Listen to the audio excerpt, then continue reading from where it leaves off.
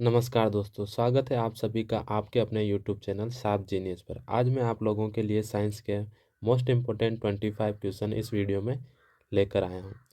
मैंने आपके लिए सभी इम्पोर्टेंट क्वेश्चन लिए हैं, सभी सेलेक्टेड क्वेश्चन हैं जो आपके एग्जाम के लिए इम्पोर्टेंट हो सकते हैं। तो चलिए शुरू करते हैं। नंबर 1, शरीर की सबसे बड़ी ग्रंथि कौन है? तो शरीर की सबसे बड़ी ग्रंथि है यकृत। आंसर नंबर सी इसका राइट होगा। और यकृत को किस किस नाम से जानते हैं? हम यकृत को लीवर के नाम से जानते हैं, जिगर के नाम से जानते हैं और कलेजा के नाम से भी यकृत को ही जानते हैं। तो ऑप्शन में यकृत की जगह पे लीवर भी हो सकता है, जिगर भी हो सकता है और कलेजा भी हो सकता है। हम अब बात करें यकृत की, तो इसका वेट होता है 1.5 kg से 2 kg तक होता है। और यकृत क्या काम करता है? यकृत काम करता है एंटीबॉडी और एंटीजन बनाने का काम यकृत करता है। चलिए नेक्स्ट क्वेश्चन पर चलते हैं। नेक्स्ट क्वेश्चन है, हार्मोन शब्द का नामकरण किसने किया था? हार्मोन शब्द का नामकरण बेलिस और स्टार्लिंग ने किया था। किसने किया था? बेलिस और स्टार्लिंग ने किया था। इन्होंने कब किया था? ये किया था इन्होंने 1905 में किया था। और बात करते हैं हम हार्मोन की, तो हार्मोन को और किस नाम से जाना जाता है? हार्मोन को हम जानते हैं रासायनिक दूध के नाम से भी हार्मोन को जाना जाता है। चलिए नेक्स्ट क्वेश्चन पर चलते हैं। नेक्स्ट क्वेश्चन है, मनुष्य में मादा जनन अंग से किस हार्मोन का स्राव होता है? तो इसका आंसर है D, estrogen hormone, progesterone hormone और रिलैक्सिन हार्मोन का स्राव होता है।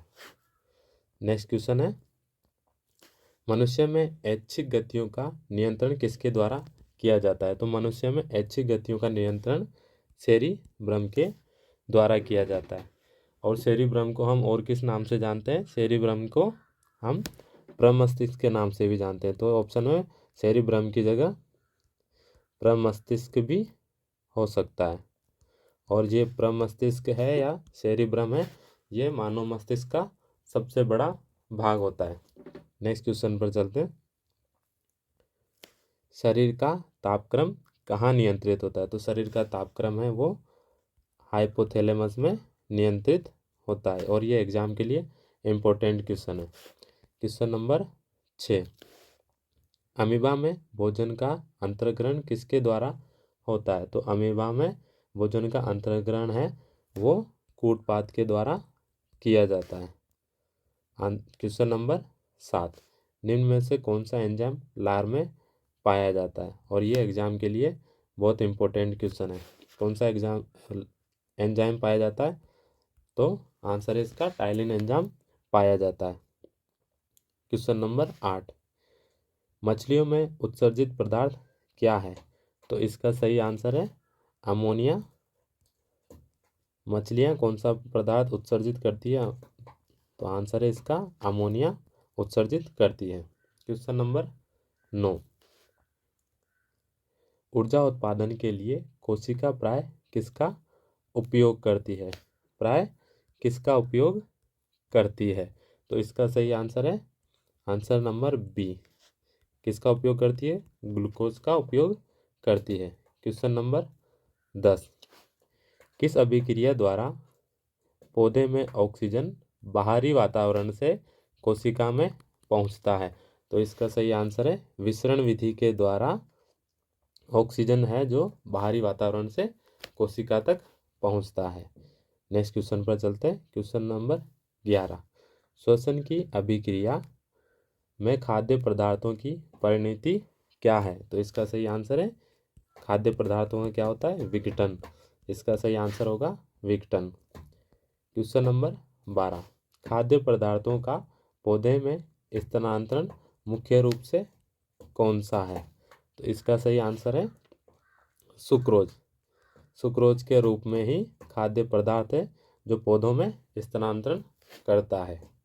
क्वेश्चन नंबर 13, एक स्वस्थ मनुष्य का रक्तचाप क्या होता है?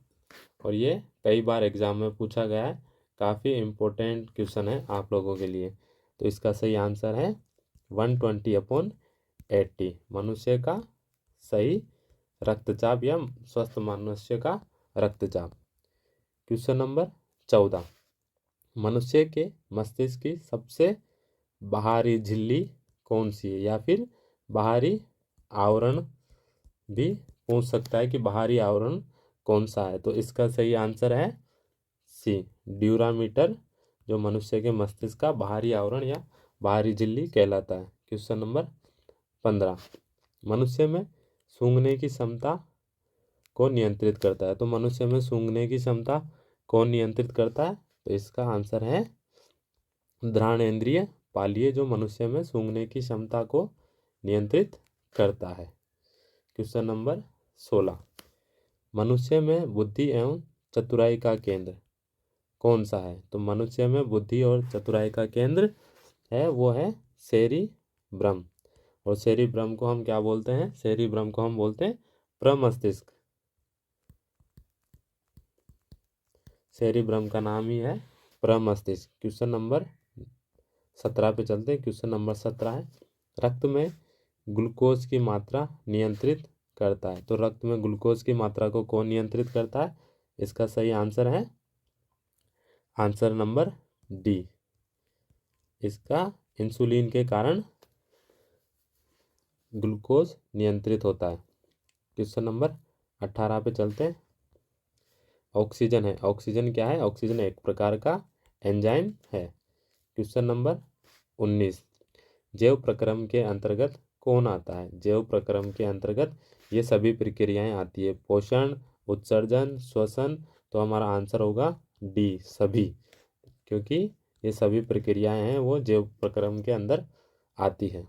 क्वेश्चन नंबर 20, पृथक्करण का नियम किसने दिया था? तो पृथक्करण का नियम किसने दिया था? पृथक्करण का नियम दिया था मेंडल ने, ये दिया था मटर के पौधे पर। क्वेश्चन नंबर 21, वायुमंडल में सामान्यतः CO2 पाया जाता है। कितना पाया जाता है? 0.03% पाया जाता है।